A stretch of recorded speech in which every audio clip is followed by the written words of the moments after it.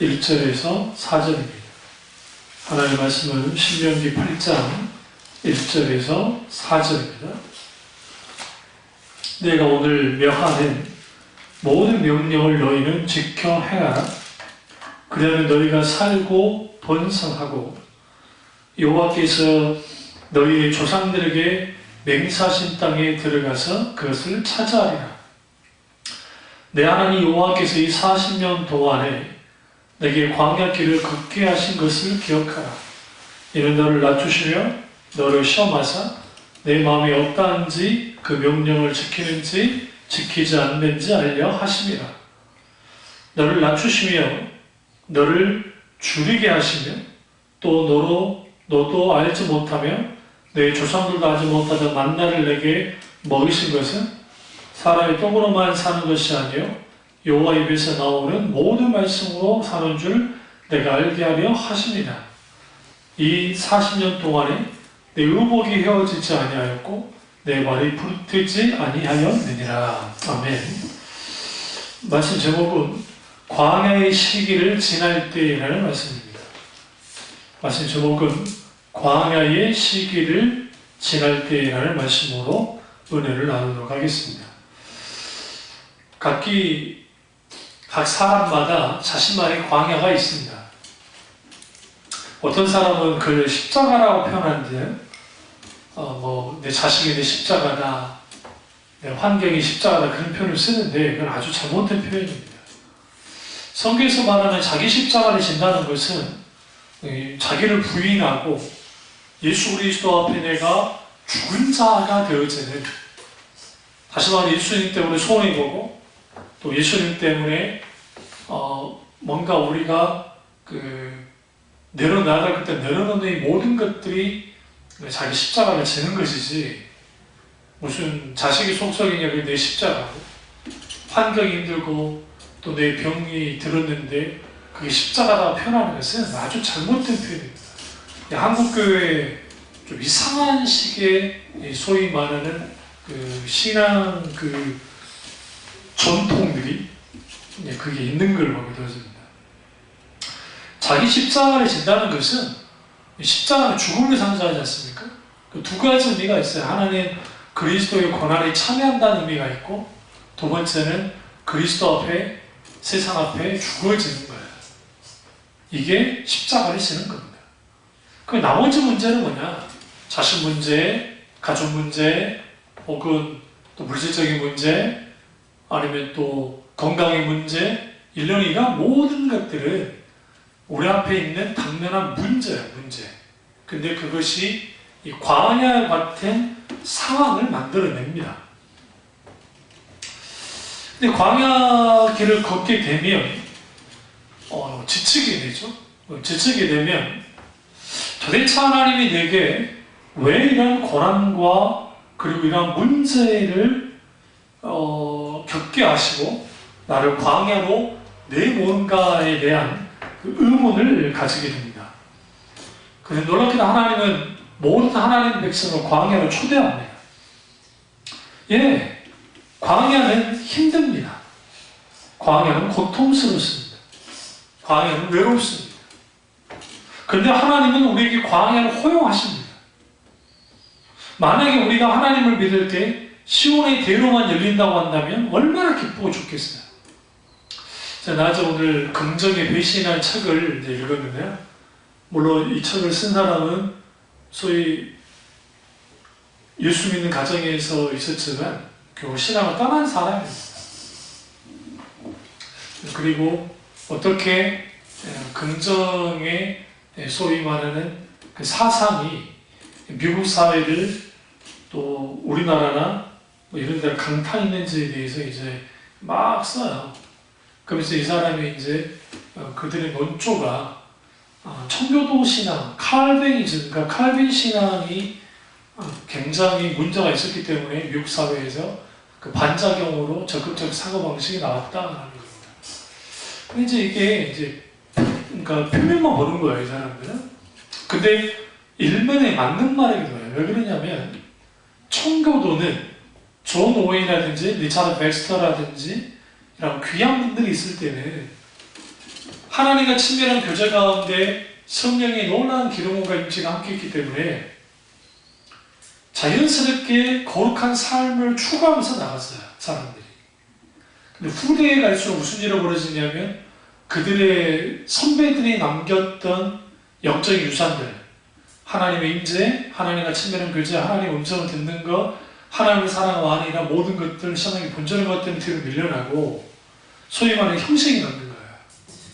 근데 그 형식이라는 게 교리, 그러니까 교리도 소위 말하는 사람을 억제하는 교리, 그러니까 그 교리만 남으니까 의식, 교리, 그런 걸로 사람들을 누르니까 사람들이 질식할 것 같은 거예요.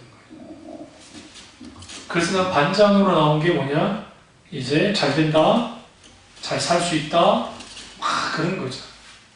그런 게 적극적 사고 방식. 너가 잘 아는 나폴레옹 힐이라는 사람하고 그 다음에 노만 비센트 필이라고 하는 이런 분들이 이제 1952년에 그 책이 나오는데 히트를 치고 우리나라에서는 조규 목사님이 아주 강력하게 받아들입니다. 물론 그 전에 로버트 슐러 목사가 받아들이고 조규 목사님이 받아들이면서 한 세대의 소위 말하는 번영의 신앙 혹은 적극적 사고방식이 기독교 아니에요. 기독신앙 아닙니다. 근데 세상적인 것들이 휩쓸어 버립니다. 긍정도 있고 긍정적인 면도 있고 부정적인 면도 있습니다. 어떤 의미에서 그러냐면 적극적 사고방식을 통해서 광야를 들여다보면 한 사람의 광야를 들여다보면 극복해야 될 대상이에요. 빨리 벗어나야 돼요. 어떻게든 이 광야를 빨리 벗어나야 된다.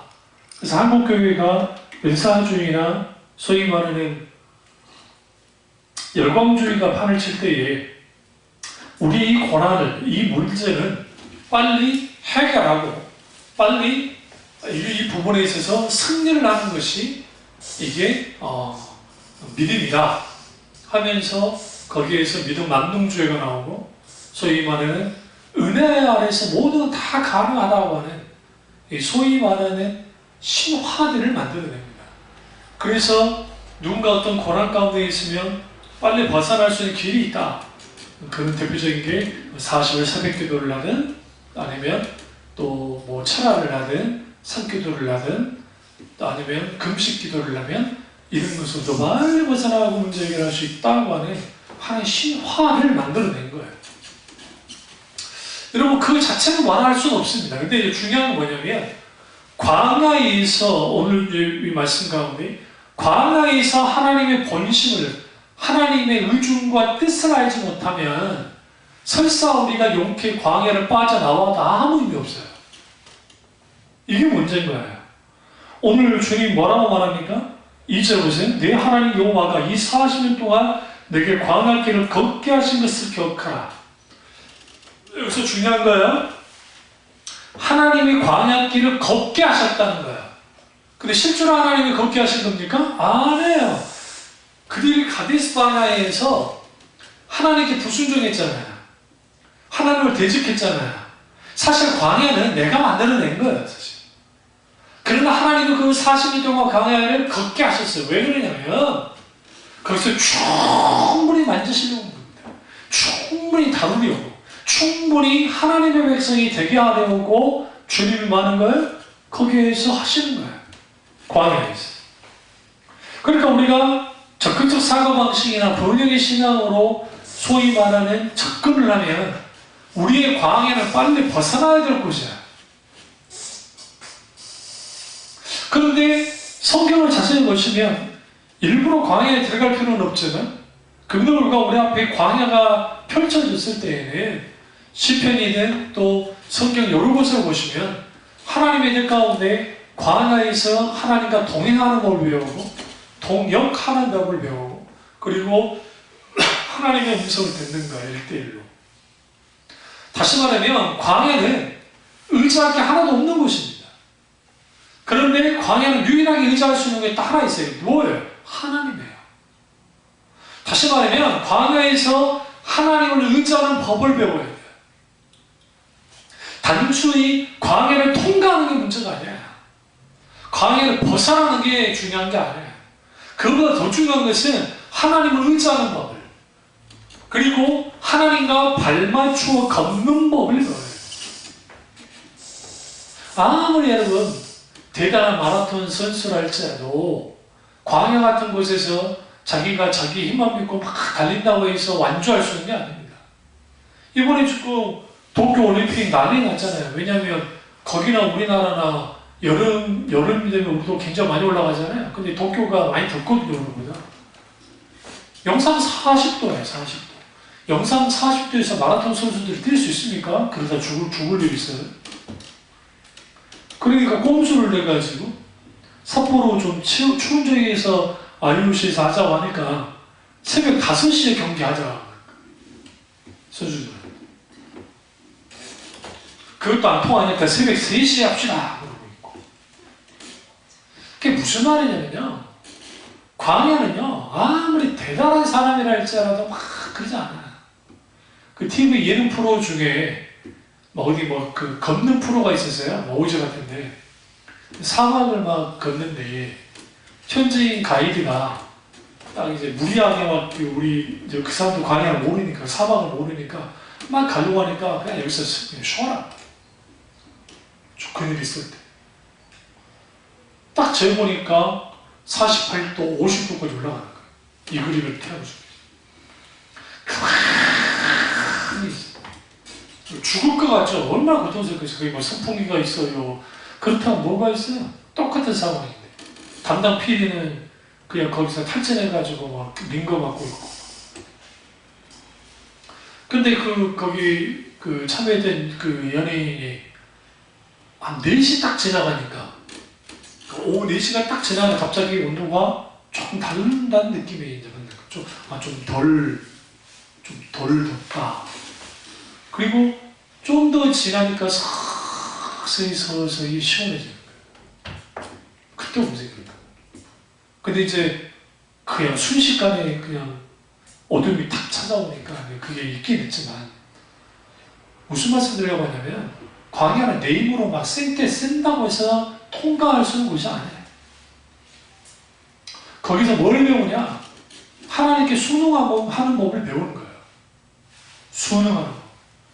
그래서 불기둥이 움직이면 따라가고, 구름기둥으로 주님이 작년에 태양을 가로막고, 주님이 그를 통해서, 두 기둥을 통해서 하나님이 인도하는 그 인도를 따라가는 것을 배우는 거, 그게 광야입니다. 근데 문제는 그 광야가 길어지는 거예요. 외롭죠? 고통스럽습니다. 하나님께서 우리를 기꺼이 만나주는 곳이 사실은 광야인데, 광야가 지성소가 되려면 하나님과 지속적으로 뭐 해야 돼요? 만나야 돼요. 이 광야라는 단어가 미드바하드라는 단어예요. 근데 재밌는 게, 다바르라는 단어는 말씀이라는 단어고, 아마 맞을 거예요. 좀 틀릴 수도 있지만, 기본적으로 드바르라는 단어가 지성소예요. 근데 어원이 세 개가 똑같아요. 어원이 똑같다는 말은 무슨 말이냐면, 미드바하라 하면 광야고, 다바하라 하면 말씀, 성경이고, 드바하라 하면 지성소예요. 좀 이상하지 않아요? 근데 이 세 단어의 그 본래의 나오는 그 단어가 나오게 된 배경이 똑같다는 거예요. 이 말은 무슨 말이냐? 우리가 광야 같은 문제가 있을 때에 하나님을 깊이 만날 수 있어요. 그런 의미에서 광야는 축복이에요. 물론 일부러 광야에 들어갈 이유는 없잖아. 그러나 내게 광야가 펼쳐진다고 한다면 우리는 하나님을 충분히 만나야 됩니다.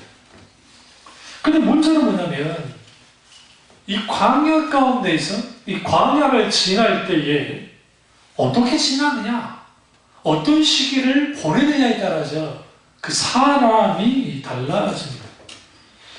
그러면 주님이 원하는 건 뭐였느냐? 2절에서 그 중간에 보세요. 이는 너를 낮추시며, 첫 번째 낮추시며, 두 번째 너를 시험하사, 세 번째 내 마음이 어떤지 그 명령을 지키는지 지키지 않는지 알려 하시라. 하나님의 뜻대로 우리에게 광야라고 하시는 것은 우리가 어떻게 나오는지를 보기 원하십니다. 예. 근데 가장 중요한 게 낮추시는 거예요. 높아진 마음들이 낮아져야 돼요. 어디서 낮아져야 돼요? 광야에서. 근데 오늘의 세상은 또 소위 말하는 적극적 사고방식과 소위 말하는 번영의 신앙은 광야를 제거해버려요. 어떻게 제거하냐면 예수 믿어 복받고 만사 형통한다고 하는 소위 형통의 복을 가지고 나옵니다. 살아있는 자여 내 영혼이 잘된 같이 내가 잘되고 범사에 잘되고 강건하기를 간구하노라. 요한 3서의 네 말씀을 아주 오도를 해가지고 소위 삼박자의 축복이네, 소위 오중복음이네 라고 하는 것들을 가지고 나왔는데, 여러분 특별히 삼박자의 축복이라는 건 존재하지 않아요. 요한 3서 내용은 그거 전혀 상관없습니다. 한번 가보실래요? 광야를 제거하면 안 돼요. 그 신앙이 왜 깊어지지 않냐면 광야 가운데 깊은 하나님을 묵상을 하지 않는 게 문제예요. 요한 3서 2절 사랑하는 자여 내 영혼이 잘됨 같이 내가 범사에 잘되고 강건하기를 내가 간구하노라. 야고보가 그 가이오라고 하는 사람에게 편지하는 겁니다. 다시 말해 여기서 사랑하는 자는 누구예요? 가이오예요. 내 영혼이 잘됨 같이 네가 잘되고 범사에 잘되고 강건하기를 내가 간구한다, 기도한다 라는 겁니다. 이 가이오라는 인물이 성경에 그렇게 잘 나오지는 않습니다만은 이 5절을 보시면 사랑하는 자야 내가 무엇이든지 형제고 나가는 자를 행하는 것은 신실하니, 이 사람이 아주 다른 교우들, 다른 사람들을 지극정성으로 잘 섬겼던 사람인 것입니다. 그래서 그만큼 신실한 하나님의 사람이었어요. 그래서 이 사랑하는 이 가이오에게 내가 네 영혼이 잘되고 범사가 잘되고 강건하기를 내가 기도한다라는 거지, 소위 말하는 삼박자의 축복이라는 게 있는 게 아니에요.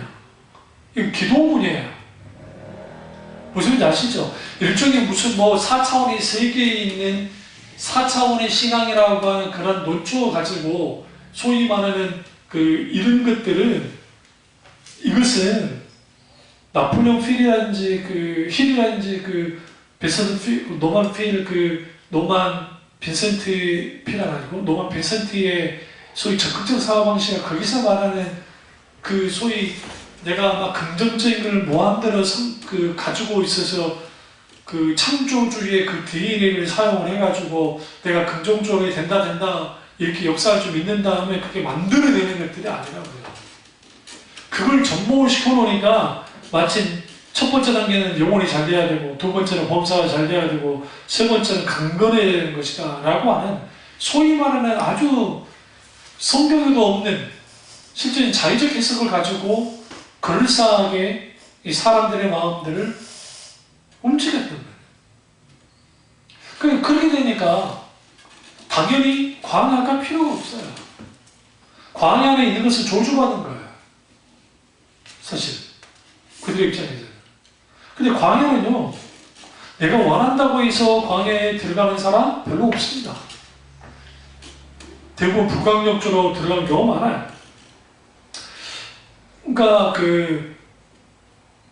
광야 이스라엘 백성들처럼 죄 때문에 광야에 들어가는 사람도 있고, 하나님을 훈련시키려고 다윗처럼 들어가게 하는 사람도 있고, 또 이사야라든지 엘리야 같은 경우에는 하나님의 때를 준비하게 하기 위해서 세례요한도 마찬가지고, 그리고 바울도 마찬가지고 하나님이 광야로 집어넣을 경우도 있어요.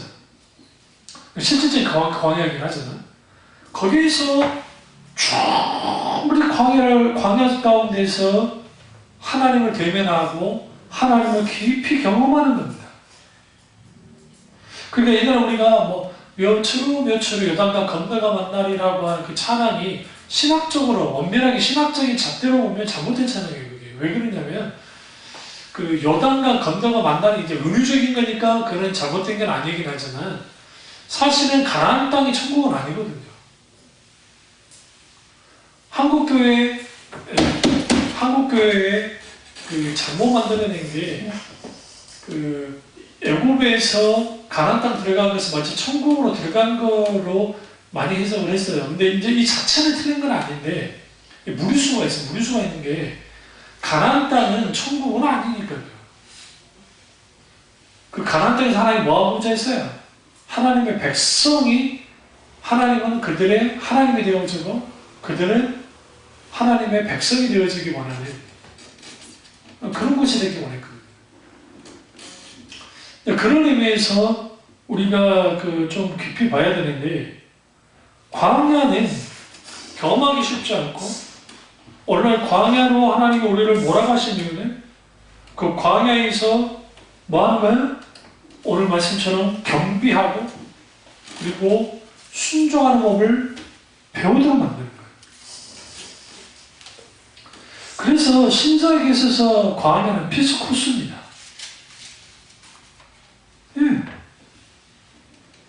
최고의 그들에게 있어서의 스펙이 뭐냐? 광야의 경험이에요. 그러니까 광야의 경험이 없으면 신앙은 뜨뜻미지근할 뿐만 아니라 다루어지지 않아. 그러니까 그분이 무슨 뭐 누가 뭐 목사가 됐다더라 뭐 어떻게 했다더라 해도 실제로 거기서 성경에서 말하는 하나님, 인격적인 하나님을 만나지 못하면 말씀이라는 기준에 서 있지 못하면 대부분이 어떻게 올라가냐면 소위 자기 기준 가지고 나가요. 그럼 소위 크리스찬이라고 하는 가수가 혹은 아버지가 목사인데도 아베 마리아를 왜 부릅니까? 아베 마리아를. 아니 그게 아름다운 하모니라 할지라도 세상적으로 부르는 가수이긴 하지만 아베 마리아는 마리아를 경배하는 거예요. 아베라는 뜻이 경배한다는 뜻이에요. 마리아를 경배한다는 뜻이에요. 찬양이 아니라 노래거든요. 세상 장르로서 그럴 수 있을지 모르지만 그럼 왜 그럴까? 자기들의 기준 속에서 세상 노래가 더 우위에 있는 거야. 말씀보다는. 근데 이 충고가 그러냐? 그거 아니에요. 우리나라 유명한 권사인데 음대 교수인데 세상에 개혁교회 교회 안에 그 개혁교회는 아니지 뭐 장로교회 우리나라 이름만 되는 큰 교회에서 그걸 불렀어요. 아베 마리아를 공연한답시고. 근데 거기에 참여한 교인들이 박수치고 난리가 났다. 얼빠졌어요. 얼빠져. 왜 얼이 빠졌냐면 마리아를 어떻게 경배합니까? 마리아를. 왜 광야가 필요하냐면 광야에서 하나님 말씀이 충분히 순복한 걸 배운다 했잖아요. 하나님의 말씀에 의해서 세워져야 돼요. 기준은 말씀이에요. 우리가 아니고. 그 지금의 그 장신대 그 목사 고시 받던 두 명이 통속이자들 옹호하잖아요. 아니 당연히 노예에서 그런 친구들을 목사시키면 안 되죠. 그러니까 뭐 세상 법정에 가져가겠다, 어떻게 하겠다, 뭐 심지어는 신대원 교수, 신학대학 교수들이 나서가지고 좀 제보해달라.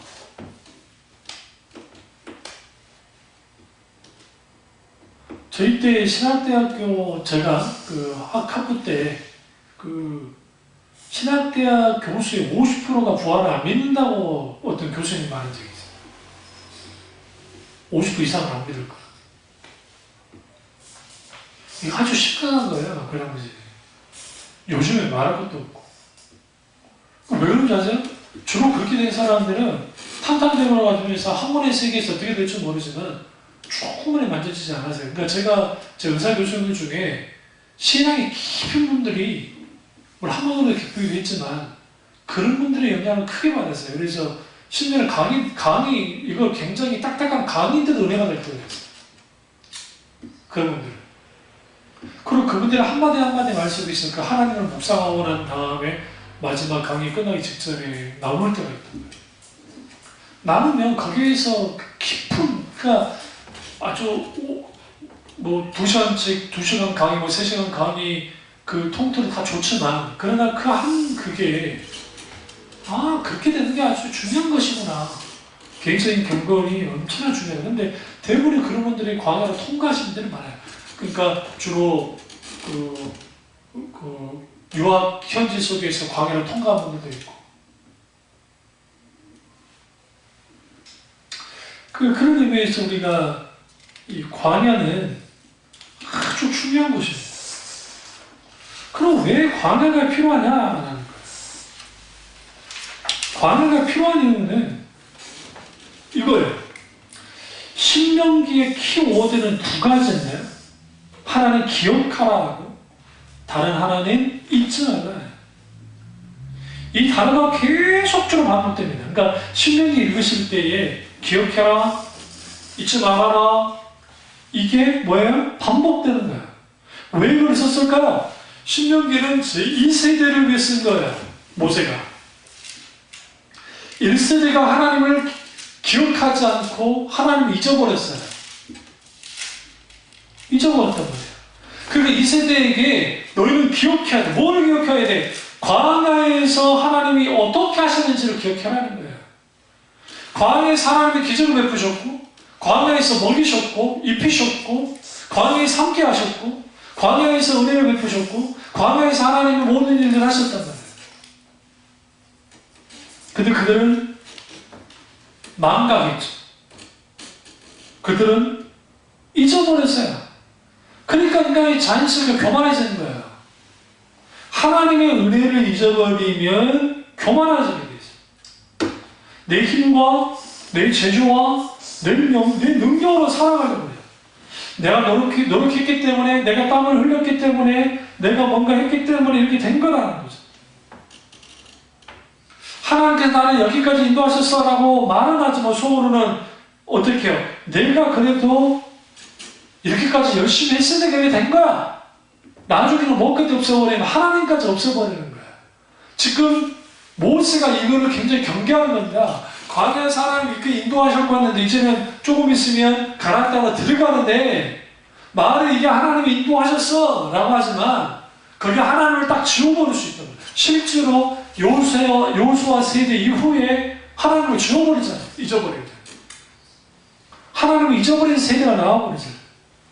그리고 그 불행한 사사시대가 이제 도래하는 것을 보게 되어집니다.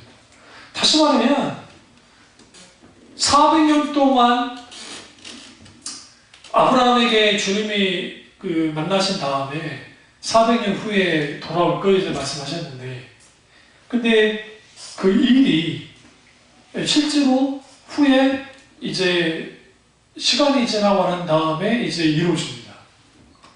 이루어졌는데 300년이에요. 400년 아니고. 근데 거기에서 결국은 뭐가 있어요?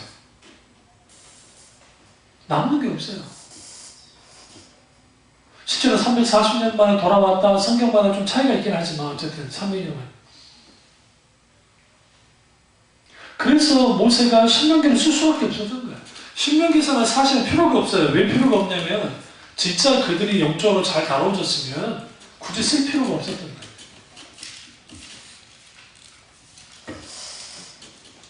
그럼 광야에서 우리는 뭘 봅니까? 하나님이 붙들어주지 않았으면 광야에서 이미 이스라엘 백성은 끝이 났어요. 그러니까 그들이 불순종했을 때 불뱀이 나와가지고 물어 제꼈잖아요. 우리 광야에 뭐 뱀이 있겠냐? 있어요. 정갈뿐만 아니라 뱀도 있습니다. 사막에 있는 뱀이 더 독한 거 아세요? 일반 여기 뭐 우리나라 살모사가 뭐 대단하다 하지만 사막뱀 같이 무서운 게 없어요. 물리면 그냥 죽어요. 그런데 그런 것도 하나님 다 막아주셨어요. 하나님이 붙들고 계셨어요. 매우 절박한 순간에도 주님이 항상 함께 하셨어요. 언제 어떤 일이 일어날지 모르는 상황 속에서도 하나님은 미리 앞서 행하셨다고 신명에서 계속 말하잖아요. 앞서 걸으셨다. 추악의 순간 속에서도 하나님 함께 하셨죠. 그리고 하나님은 어떻게 했느냐? 그들에게 충분히 보여주는 거예요. 내가 이런 하나님이다. 그 하나님을 기억하고 그 하나님을 잊지 말아야 되는데 잊어버린 거죠. 광야의 특징이 뭡니까? 길이 없는 겁니다. 길이 없어요. 근데 그 광야에 길을 내세요. 누가요? 하나님이 길을 내십니다. 그래서 그 어떤 책에 광야 레슨이라는 책이 있어요. 우리가 광야에서 하나님께 레슨을 받아야 돼요. 훈련을 받아야 된다는 거죠. 광야는 의지할 게 없어요? 의지할 것도 없는 곳이 광야잖아요? 그럼 우리에게 도움이 될 수 있는 게 안 돼요. 내 옆에 사람이 내게 도움이 안 돼요. 환경이 도움이 안 돼요. 무엇도 도움이 안 돼요. 의지할 게 하나도 없어요. 기댈 언덕이 없습니다. 그런데 거기에서 어떻게 해요? 그 하나님을 우리가 의지하는 법을 배울 때, 훈련되어질 때, 그분과 동행하는 법을 배워질 때, 그 광야는 그 자체가 의미 있는 거예요. 그래서 광야를 지난다는 것 자체는 이건 조주가 아니에요. 그렇다고 신나는 일도 아니에요. 그러나 조주도 아니고 신나는 일도 아니지만 그럼에도 불구하고 이 광야는 어떤 의미를 갖고 있어요?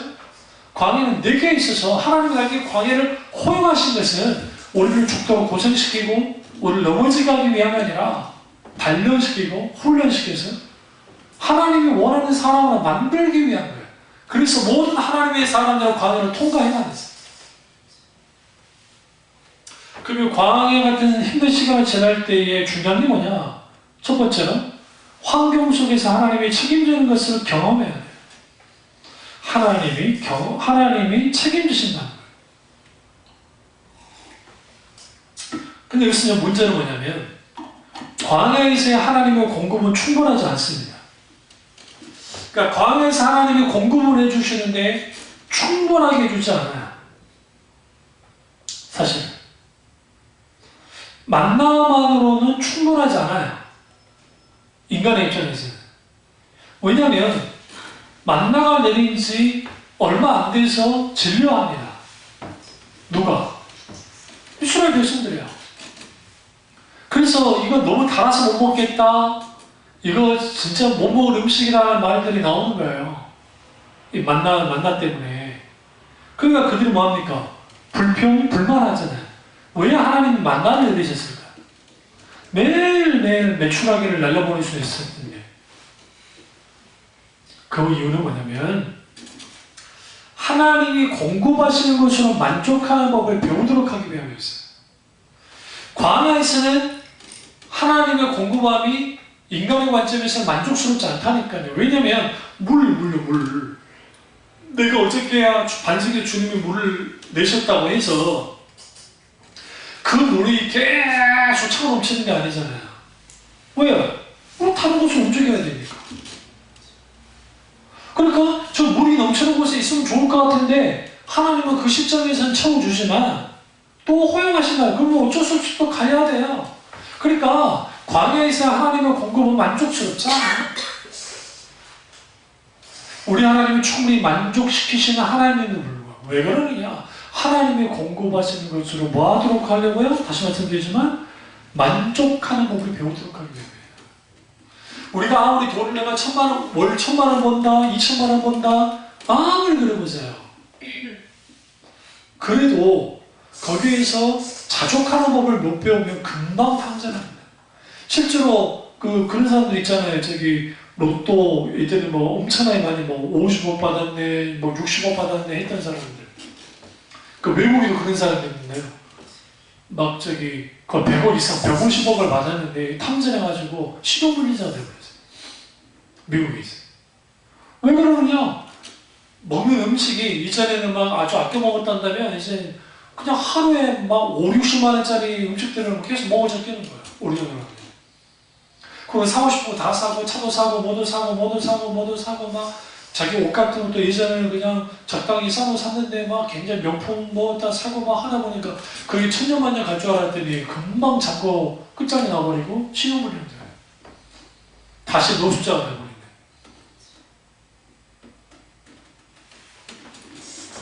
그래서 하나님은 우리에게 하나님이 공급하시는 것으로 자족하는 혹은 만족하는 법을 배우도록 해요. 왜냐하면 그래야 우리가 적어도 이 세상에 어떤 탐심에 빠지지 않고 물질 따라가지 않고 환경 따라가지 않고 하나님이 우리에게 공급하시는 그 공급하심 속에서 살아가는 거예요. 무리수를 쓰지 않겠죠, 당연히. 아무것도 없는 곳에서 생존한다는 게 무엇을 의미합니까? 아무것도 없는 곳에 생존한다는 것은 불가능해요. 그런데 하나님이 계시면 가능해요. 근데 그 하나님이 아무것도 없는 곳에서 그들을 있게 만드실 때에 하나님은 왜 그렇게 하냐는 거예요. 광야에서 하나님을 확실하게 경험하도록 하기 위해서 그랬습니다. 광야에서 하나님을 충분히 만나가기 위해서 그러는 거예요. 그리고 무엇보다도 이거죠.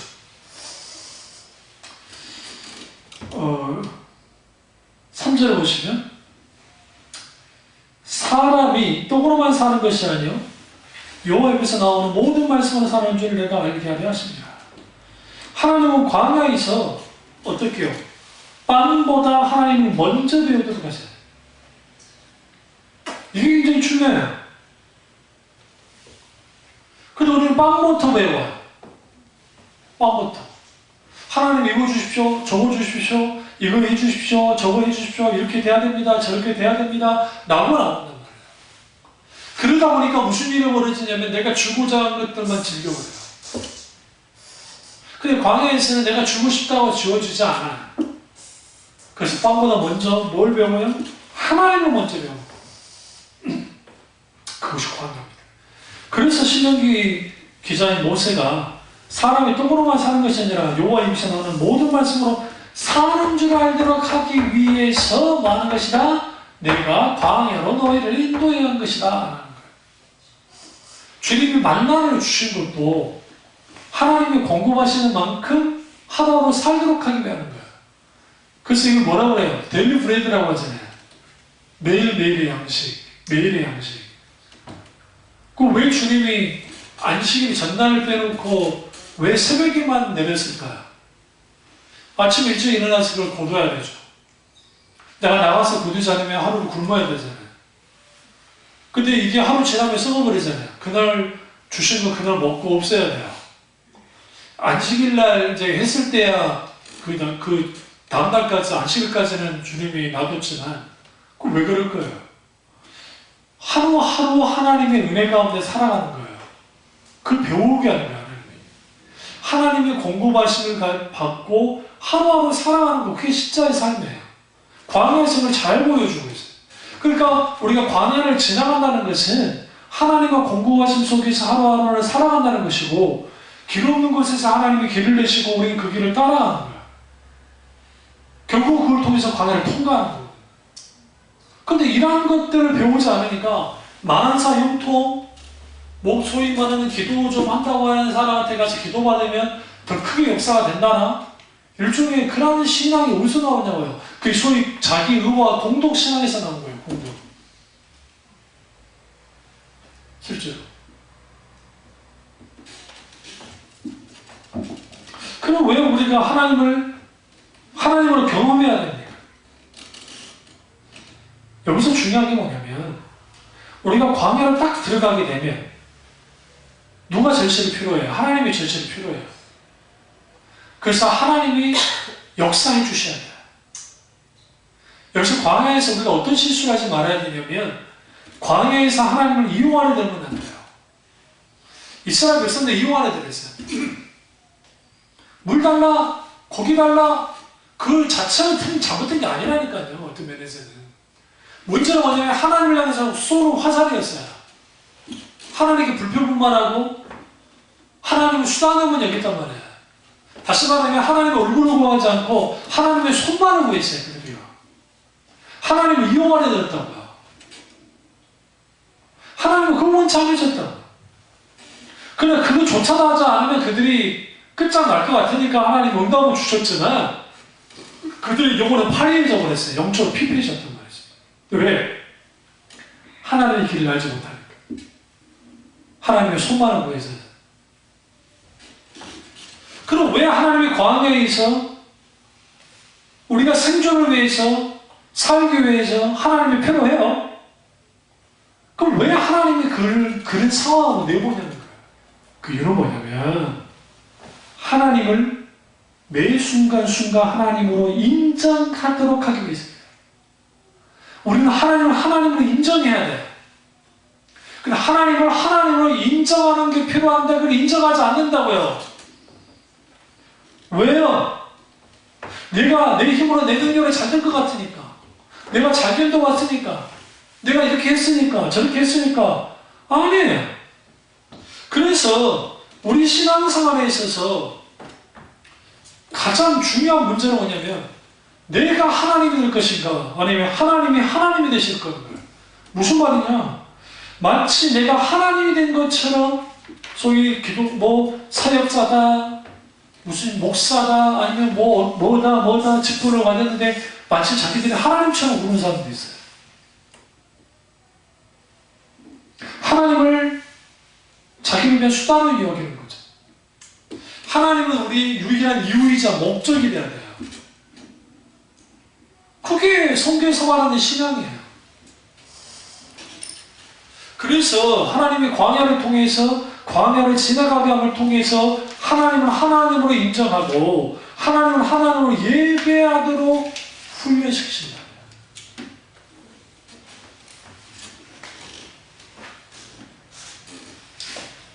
그래서 하나님은 광야에서 뭐 하느냐, 하나님 외에 경험할 것이 없는 환경을 조성하시는 거예요. 광야는 철저하게 모든 것과 단절된 곳입니다. 하나님의 관계 맺을 것이 없어요. 어리석은 사람은 거기서 빨리 탈출하려고 해요. 근데 내가 아우성거린다고 해서 탈출할 수 있는 것이 아니에요. 광야에 살 수 있는 것은 하나밖에 없어요. 부르짖는 거예요. 하나님을 찾는 것이죠. 힘들고 위험한 것이지만 하나님이 함께 하시면 뭐예요? 오히려 그것이 축복이 되는 거예요. 근데 참 독특한 표현인데 신명기 8장 3절에 너를 낮추시며 너를 줄이게 하셨다. 줄이게 하셨다는 데 표현 좀 보셔야 돼요. 제가 그랬죠. 하나님의 공급하시는 광야에서는 그렇게 충분하지 않다는 거예요. 인간에게. 그러지 않을까요? 아니 광야에서 마음 놓고 무슨 생각해보세요. 세수를 할 수 있겠습니까? 그렇다고 해서 화장실에 제대로 있습니까? 또 천막을 쳤는데 많은 신학자들 그 말을 해요. 우리가 생각하는 천막 생각은 안 된다고. 하늘이 뻥 뚫려 있는 그냥 대충 가릴 수 있는 그 정도의 것이었을 거라고 그래요. 얼마나 불편하겠어요. 먼지 덕지덕지. 위생상 좋지도 않고.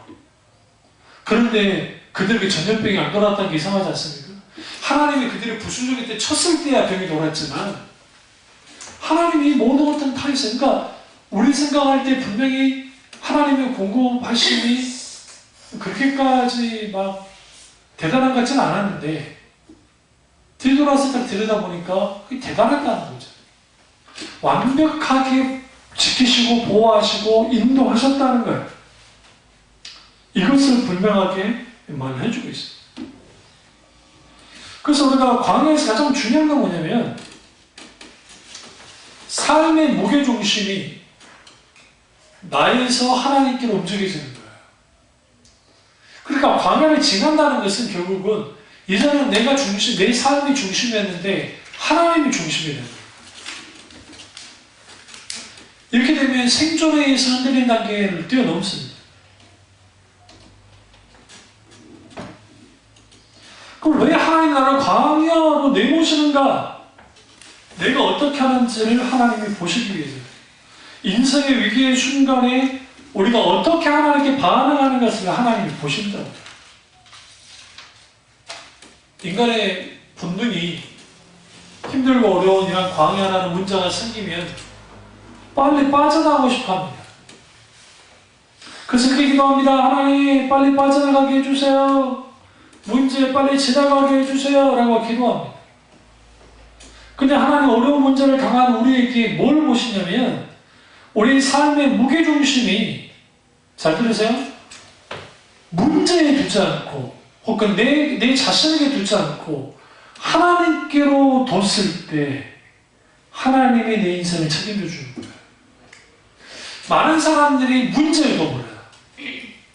상황에 둬버려요. 나 자신에게 둬버린단 말이에요. 근데 그것은 하나님께 두면, 하나님께로 옮기면 하나님이 책임져 줍니다. 그게 광야가 주는 거예요. 광야에서 우리가 어떻게 하나에 따라서. 두 번째는 광야는 훈련받는 곳입니다. 이런 표현을 썼어요. 성경에 하나님 날개 아래 숨는 곳이 어디냐? 광야예요. 광야에서 하나님 우리를 줄이기심으로 훈련시키시고 낮추십니다. 다시 말하면 우리 인생의 거품을 제거하는 것이 광야예요. 허영심을 걷어내고 교만을 제거합니다. 살다 보면 우리 안에 수많은 쓰레기들이 잡동사니들 많잖아요. 이걸 제거해 주시는 거예요.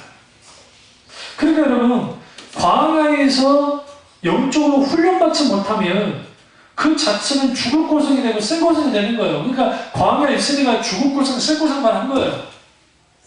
이스라엘가 달랐나? 이스라엘도 똑같았어요. 그러니까 신명기서를 써서 얘네들이 기억하고 잊지 말아라는 거예요.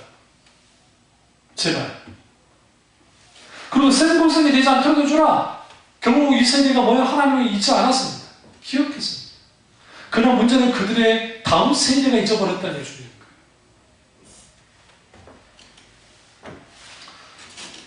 오늘날 왜 많은 사람들이 상처를 많이 받을까? 오늘날 사람들이 정신적인 어려움을 많이 겪을까요? 혹은 열등감에 빠져 살아갈까요? 그 이유는 뭐냐면 사실상 잘못된 자존감이 이제 있어서 그러는 건데, 광야에서 하나님이 낮추시는 것을 경험한 사람들은 어떤 상황 속에서도 뭐예요? 내 자아가, 이 자아가 십자가에서 죽어짐을 경험했기 때문에 더 이상 그것 때문에 막 흔들리지 않아요. 열등감, 자존감이 낮아짐, 이거 문제되지 않아요.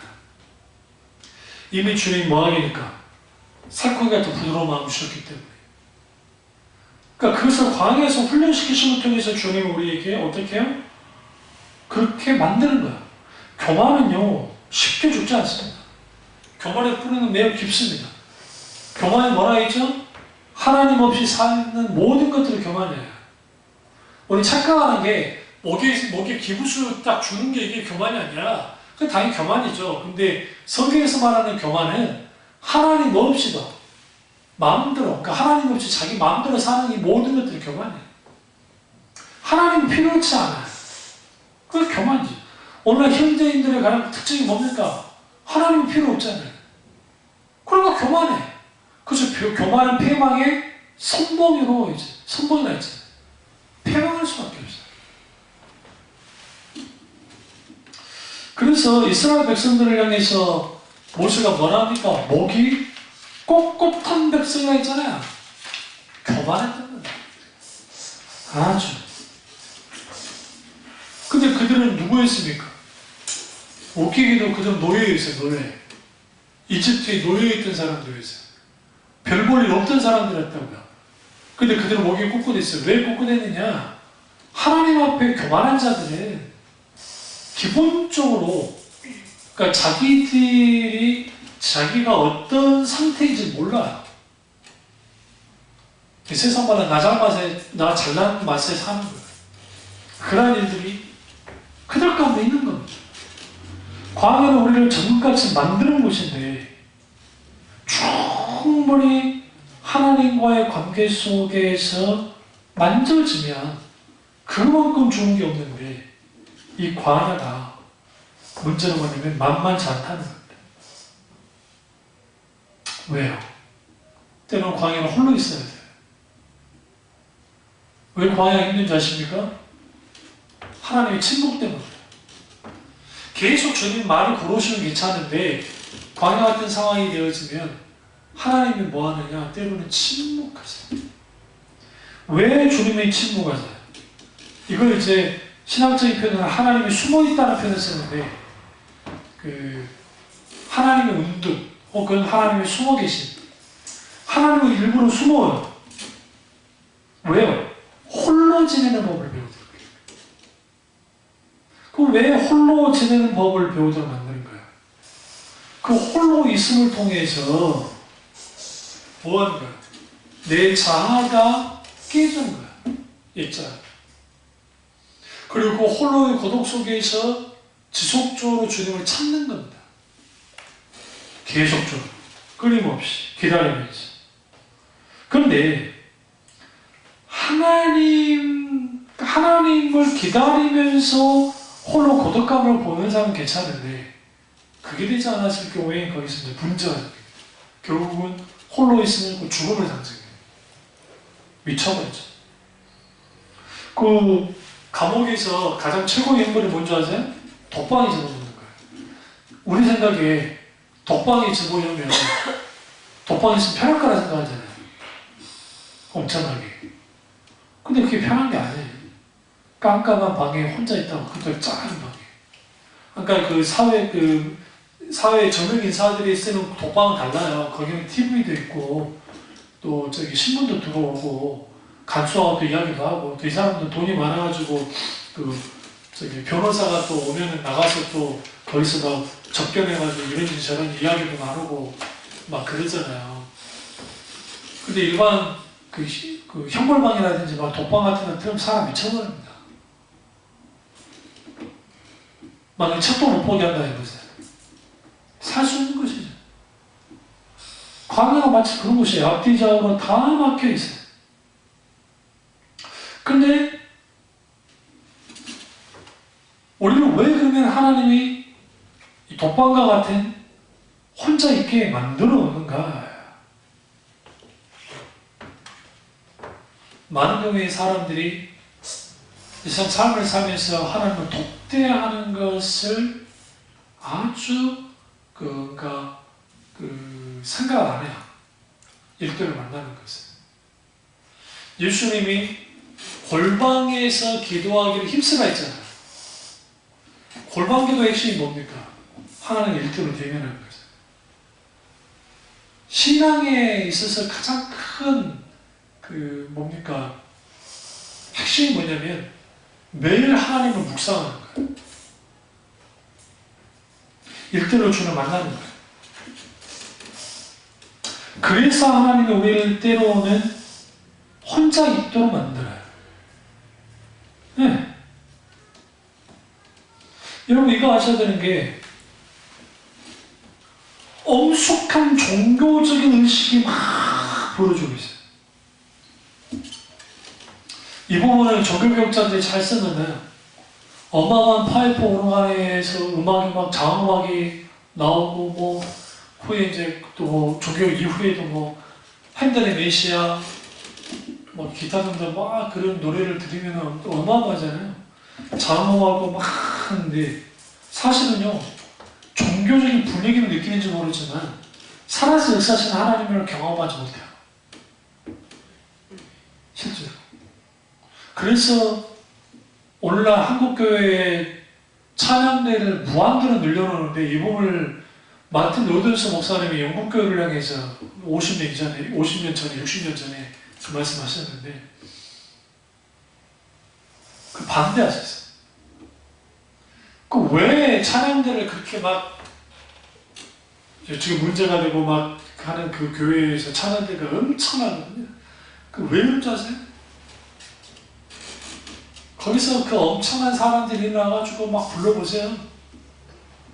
진짜 하나님은 오신 것 같아요. 근데 그게 종교적인 느낌일 확률이 높아요. 아니면 그게 성령의 역사하시면 또 다를 수도 있겠지만 그런 의미에서 우리가 조심해야 될 게 뭐냐면 하나님 그분을 일대로 만나는 것이 광야이고 그렇다고 한다면 이제 우리는 뭐 해야 되느냐? 하나님 만나기를 힘써야 돼요. 그러려면 하나님을 매일매일 묵상해야 됩니다. 왜요? 광야의 특징은 하나님과 친밀하게 보낼 수 있는 곳이에요. 어떤 방해도 받지 않기 때문에. 광야에 있으면 단절로 인한 고통도 있지만 오히려 그것이 하나님과의 관계가 깊어지면 그 후에는 내가 충분히 어떻게 했느냐 회복되어지고 다시금 광야 밖에 나갔다 할지라도 충분히 하나님과 친밀한 교제를 나누면서 나가게 됩니다. 아무리 나를 알아주지 않아도 나를 필요로 하지 않아도 내 존재감이 없는 것 같은 상황이 된다 할지라도 하나님과의 관계 속에 깊이 있게 되어지면 그러니까 건강한 자아상을 갖게 되고 그걸 통해서 세상에 나아가서 충분히 주님을 드러낼 수 있어요. 그런 의미에서 우리가 하나님과 이 관계 속에서 광야에서 하나님과의 관계를 점검해야 되고 그리고 홀로 지낸다는 것은 단순히 내가 광야에서 혼자 있는 것이 아니고 하나님과 깊은 교제로 나아가는 것이에요. 어떤 다큐 프로를 하나 보다가 제가 느낀 게 예전에 말씀드렸는데 또 그 프랑스에 있는 어떤 수녀원이에요. 근데 그 수녀님들이 그분들은 참 솔직하다고 생각하는데 그분들끼리 모여서 노동도 하지만 특별히 포도를 재배해서 포도주를 만들고 하는 그런 일도 하고 그 다음에 시간, 기도 시간, 노동 시간 그 다음에 막 그런 시간을 가져요. 그런데 그 원장 수님도 그렇고 또 다른 수녀님이 그 말을 하는 거예요. 도시에서 좀 떨어져 있고 작은 마을에 있는 수도원이에요. 그러니까 그렇게까지 막 완전 깊숙한 곳은 아니지만 근데 외롭다는 거예요. 굉장히 외롭다. 그래서 기도를 하는데 이제 그들이 관상기도하는 걸 하거든요. 하는데 우리 생각에 그런 분위기 속에서 기도를 하면 잡생각도 안 나고 막 그럴 것 같은데 똑같다는 거예요. 제가 그걸 듣고 제가 이 수녀님들이 진짜 정직하시구나 라고 생각했던 게 우리는 어쩌다 한번 그냥 예를 들어 수도원이든 여행 가가지고 하면 엄숙한 분위기 참 그래도 잘 되겠다 분위기 좋다 하지만 그 공간은 공간일 뿐이에요. 그러니까 우리가 아무리 좋은 거 우리 생각에 아주 전망 좋은 곳에 살면 우리가 진짜 좋겠어요 그러잖아요. 근데 어떤 분이 그랬어요. 그 연예인인데 아주 전망 좋은 집에 사는데 3개월 안 간대요. 3개월 딱 지나면 내 전망 안 온다는 거예요. 그러니까 우리 같은 사람들 어쩌다 보면 그런 전망을 봤으니까 멋있지만 늘 일상적인 것이면 그게 별거 아닌 게 되는 것처럼 사실상 장소가 문제가 아닌 거예요. 어떤 면에서. 뭐가 문제냐? 태도입니다. 어떤 태도요? 하나님을 깊이 찾는 거예요. 그분을 깊이 찾아 나가는 거예요. 그러면 그 광야가 내가 나를 훈련시키는 곳이 되고 광야에서 하나님 주시는 위대한 레슨을 받게 됩니다. 다음 주에 이 말씀 이어서 가도록 하겠습니다. 기도하겠습니다. 기도하실 때 이 말씀이 나의 말씀이자